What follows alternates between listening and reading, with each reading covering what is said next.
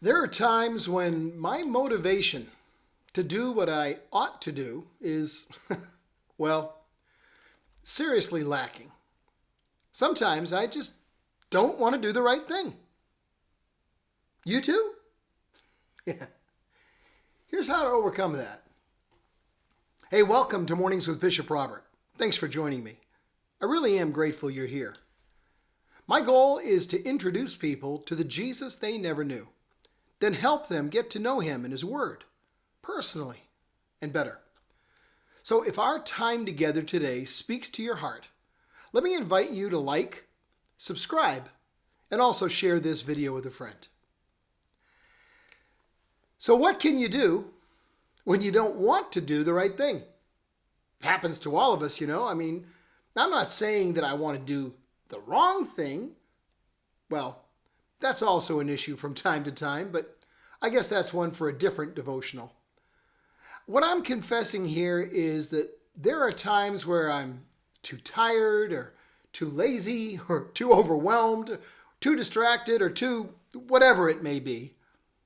And I just don't want to do the thing I'm supposed to be doing. And I know I'm not the only one.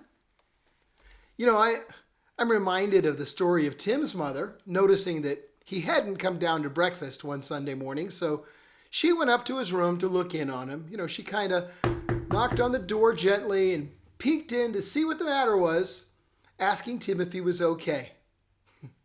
His reply was quick and direct. I don't want to get up this morning. I don't want to have to get all dressed up in fancy clothes, and I don't want to go to church. I'm sick and tired of it. I got to do it week after week, and well, I've had enough.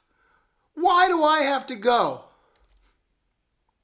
Well, his mother said, you're the pastor.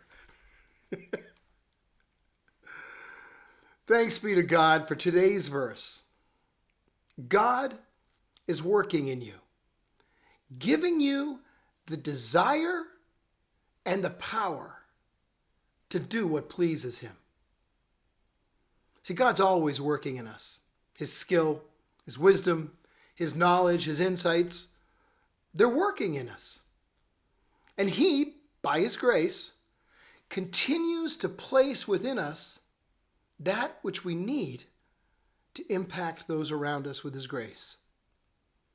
It's good that he gives us the power to do the things he's called us to do. I'm grateful for that. But for me, I appreciate the desire that he places within me even more. We need to let his desire strengthen us, especially when we don't find it within ourselves. Lord, give me the desire to do what you want me to do. That's a prayer we all must pray from time to time, but it's a prayer he's happy to answer because he's working in you, giving you the power and the desire.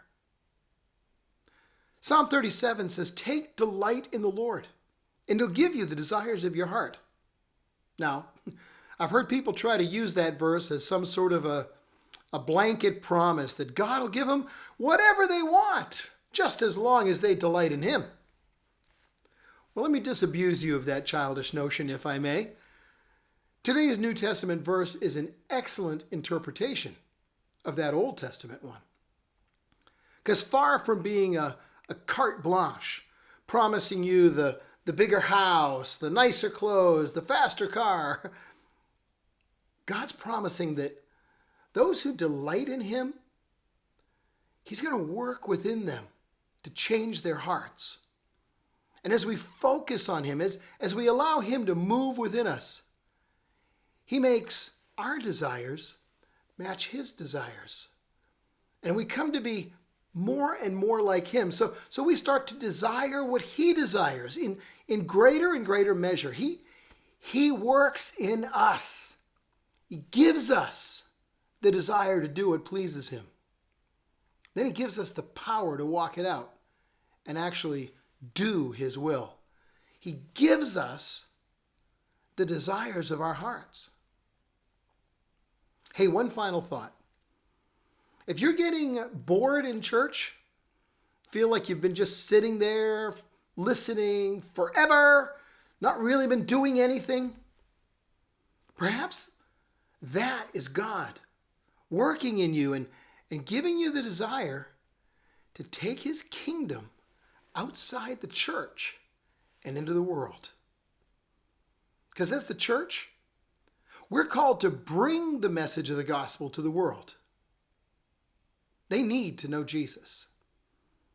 We're the only ones who can bring his life, his love, and his liberty to them. We have received his commission to be his hands and his feet and his voice. Pray. Ask God to work in you, give you the desire and the power to do what pleases him. Then get up and do it. Even if initially you don't want to. Because you'll find that his working on you will create the desire. It really will. So head out to the world.